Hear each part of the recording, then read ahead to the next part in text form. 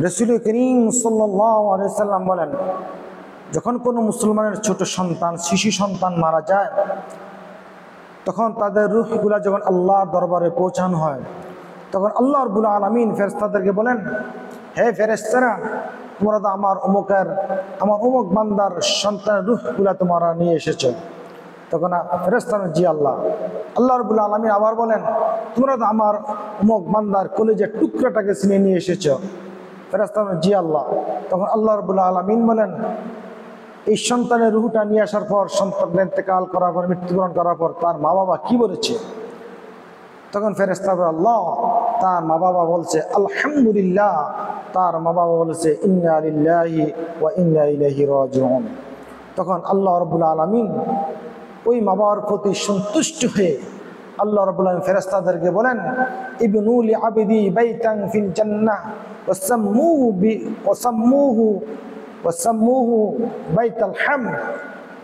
আল্লাহ রাব্বুল আলামিন বলেন, হে ফেরেশতারা, যে বান্দার কলিজার টুকরাটা আমি নিয়ে আসার পরে যে বান্দারা তার সন্তানের মৃত্যুতে শুকরিয়া আদায় করেছে, আলহামদুলিল্লাহ বলেছে, সুতরাং তোমরা ওই মা বাবার জন্য জান্নাতের মধ্যে একটি ঘর নির্মাণ করে দাও, আর ওই ঘরের নাম রেখে দাও ওয়াসাম্মুহু বাইতাল হামদ, ওই ঘরের নাম রেখে দাও প্রশংসার ঘর। সুবহানাল্লাহ। সেই ঘরের নাম রেখে দাও আলহামদুলিল্লাহর ঘর, বাইতুল হামদ, হামদের ঘর, প্রশংসার ঘর। তো আল্লাহর যে সমস্ত বান্দারা তার সন্তান মারা যাওয়ার পর শুকরিয়া আদায় করবে, ধৈর্য ধারণ করবে, ইন্না লিল্লাহ পড়বে, তাদের জন্য আল্লাহ রাব্বুল আলামিন এমন সুসংবাদ রেখে দিয়েছেন। আরেকটি হাদিস আল্লাহ নবী মুহাম্মদ রাসূলুল্লাহ সাল্লাল্লাহু আলাইহি ওয়াসাল্লাম ইরশাদ করেন যে হাশরের ময়দানে কিয়ামতের দিন যে সমস্ত শিশু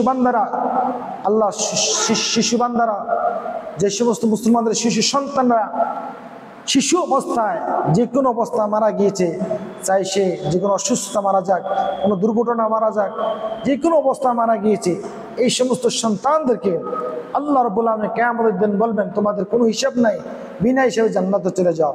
তখন তারা বলবে, আল্লাহ, আমাদের মা বাবারা। তখন আল্লাহ রাব্বুল আলামিন চুপ হয়ে যাবেন। কিছুক্ষণ পর আল্লাহ রাব্বুল আলামিন আবারও বলবেন, তোমরা জান্নাতে চলে যাও। তখন তারা বলবে, আল্লাহ, আমাদের মা বাবা। তখন আল্লাহ রাব্বুল আলামিন চুপ হয়ে যাবেন। কিছুক্ষণ পর আবার আল্লাহ বলবেন, তোমরা আল্লাহ জান্নাতে চলে যাও। তখন ওই সন্তানগুলা বলবে, শিশু সন্তানগুলা বলবে যে, আল্লাহ, আমাদের মা বাবা। তখন আল্লাহ রাব্বুল আলামিন বলল, যাও, তোমাদের মা বাবাকে নিয়ে জান্নাতে চলে যাও। সুবহানাল্লাহ। সুতরাং আমাদের ছোট বাচ্চা মারা গেলে আমাদের শুকরিয়া আদায় করা দরকার, খুশি হওয়া দরকার। আল্লাহ নবী মুহাম্মদ রাসূলুল্লাহ সাল্লাল্লাহু আলাইহি ওয়াসাল্লাম আরো বলেন যে, আমি চাই আমার উম্মত তার কিছু সন্তান আগে আগে পাঠিয়ে দেয়, অর্থাৎ শিশু সন্তান মারা যাক। এখন প্রশ্ন হতে পারে যে শিশু সন্তান আগে কিভাবে পাঠাবে, কিভাবে মারা যাবে? এখন কি তাকে নিজের ইচ্ছায় মৃত্যু দেওয়া যাবে বা নিজের ইচ্ছা পাঠানো যাবে? না, তার অর্থ হলো অর্থাৎ বেশি বেশি সন্তান জন্ম দেওয়া। বেশি বেশি সন্তান জন্ম দিলে দুই একটা অবশ্যই মারা যায়। যেমন গাছের মধ্যে ফল যদি বেশি আসে, তাহলে দুই একটা এরকম কিছু ফল ঝরে পড়ে যায়, উপযুক্ত হওয়ার আগেই ঝরে পড়ে যায়। ঠিক তেমনিভাবে সন্তান যখন বেশি হবে, তখন কিছু দেখা দেয় মানুষের মারাই যায়। রাসূল করিম সাল্লাল্লাহু আলাইহি ওয়াসাল্লাম বলেন যে, তোমরা কিছু সন্তান আগে আগে পাঠিয়ে দাও, কারণ তার হাশরের ময়দানে কিয়ামতের দিন তার মা বাবার জন্য সুপারিশ করবে। মুসলমানদের প্রতিটি বিপদে মুসিবতে তার বিপরীতে রয়েছে অনেক বড় প্রতিদান, অনেক বড় পুরস্কার, কিন্তু যদিও আমরা বুঝি না। এর জন্য আমাদের উচিত প্রত্যেকটি কাজে ধৈর্য ধারণ করা। যত বড় মুসিবত দুনিয়াতে আসুক, যত বড় বিপদ আসুক, সকল বিপদে সকল মুসিবতে ধৈর্য ধারণ করা। রাসূল করিম সাল্লাল্লাহু আলাইহি ওয়াসাল্লাম হযরত উম্মে সালামা রাদিয়াল্লাহু তাআলা আনহা যখন স্বামী মারা যায়, তখন রাসূল করিম সাল্লাল্লাহু আলাইহি ওয়াসাল্লাম হযরত উম্মে সালামাকে দোয়া শেখান, হে উম্মে সালামা, তুমি এই দোয়া পড়ো, আল্লাহুম্মা আজুরনি ফি মুসিবাতি ওয়া আখলিফ লি খায়রাম মিনহা। হে আল্লাহ, আপনি আমাকে আমার আল্লাহুম্মা আজরুনি ফি মুসিবাতি, আল্লাহ আমার বিপদে আমার মুসিবতে আপনি আমাকে প্রতিদান দান করুন, ওয়া আখলিফ লি মিনহা, এবং ওই মুসিবতের সাথে আর উত্তম ওই মুসিবতের যে প্রতিদান তার সাথে আরো উত্তম প্রতিদান আল্লাহ আপনি আমাকে দান করেন। এভাবে রাসূল করিম সাল্লাল্লাহু আলাইহি ওয়াসাল্লাম সালামাকে দোয়া শিখে দেন। আর উম্মে সালামা রাদিয়াল্লাহু তাআলা আনহা, তার স্বামী মারা যাওয়ার পর রাসূলের কথা অনুযায়ী তিনি সবসময় দোয়াটা করতেন, যার কারণে আল্লাহ রাব্বুল আলামিন দেখা যায় রাসূল করিম সাল্লাল্লাহু আলাইহি ওয়াসাল্লামকে উম্মে সালামার স্বামী বানিয়ে দিলেন।